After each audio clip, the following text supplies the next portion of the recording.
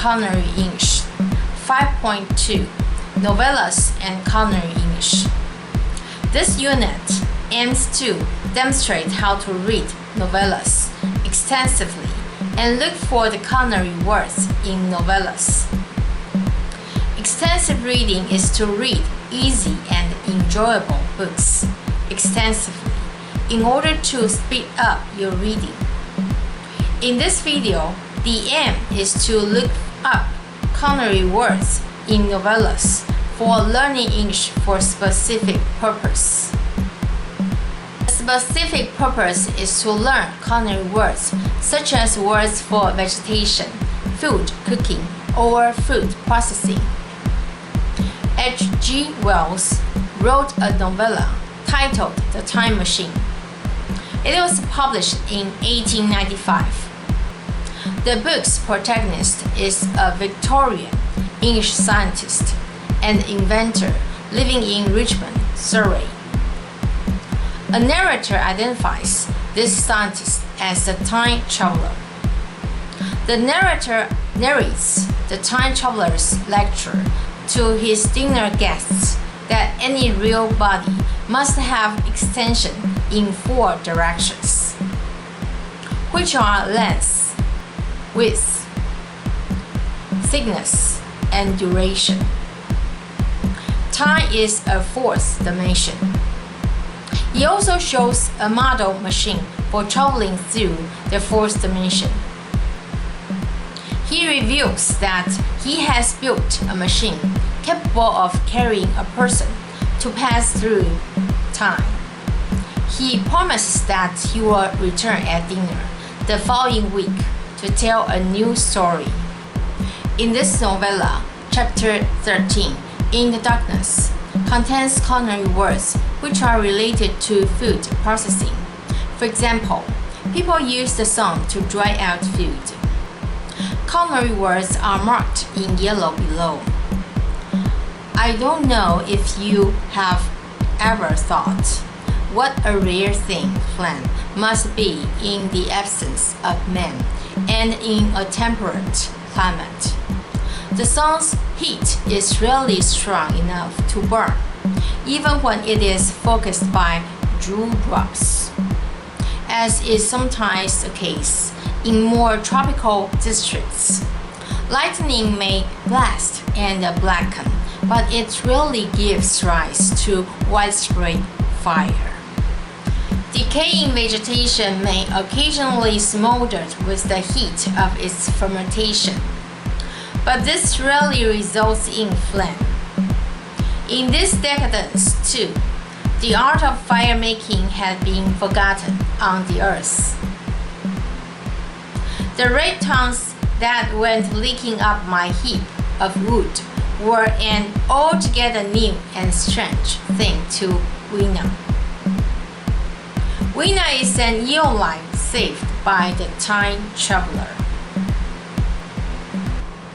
Another novella, Heart of Darkness, contains culinary words that can be used to describe the situation in which food is insufficient.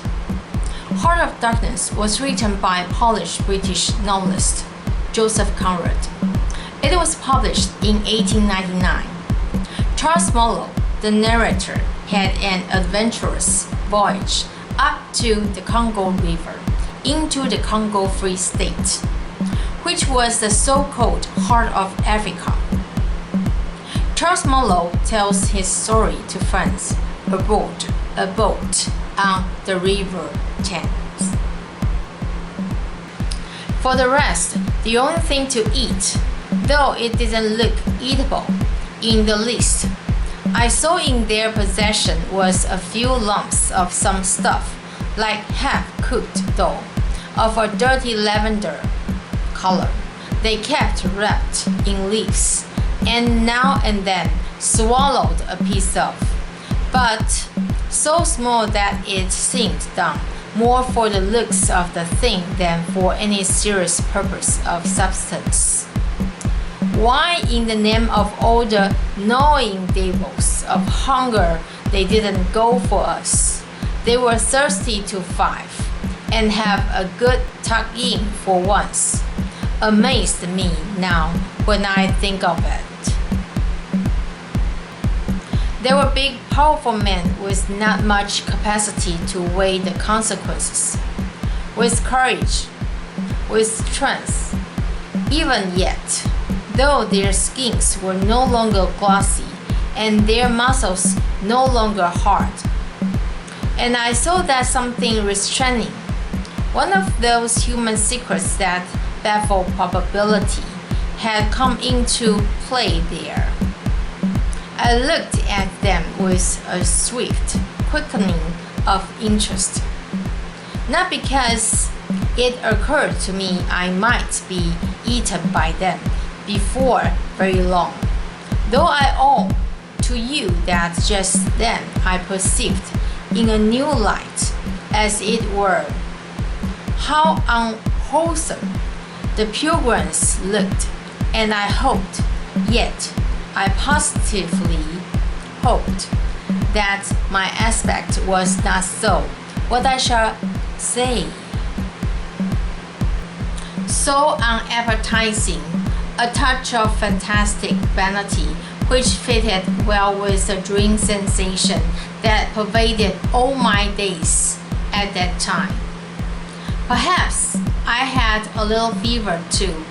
One can't live with one's finger everlastingly on one's pulse. I had often a little fever or a little touch of other things, the playful paw strokes of the wilderness, the preliminary trifling before the more serious onslaught which came in due course. Yes, I looked at them as you would on any human being, with a curiosity of their impulses, motives, capacities, weaknesses, when brought to the test of inexorable physical necessity. Restraint. What possible restraint? Was it superstition, disgust, patience, fear, or some kind of primitive honor? No fear can stand up to hunger. No patience can wear it out. Disgust simply does not exist where hunger is. And as to superstition, beliefs, and what you may call principles, they are less than chaff in a breeze. Don't you know the delivery of lingering starvation is exasperating torment, its black thoughts, its somber and breeding ferocity? Well, I do. It takes a man all his inborn strength to fight hunger properly. It's nearly easier to face bereavement, dishonor, and perdition of one's soul than this kind of prolonged hunger.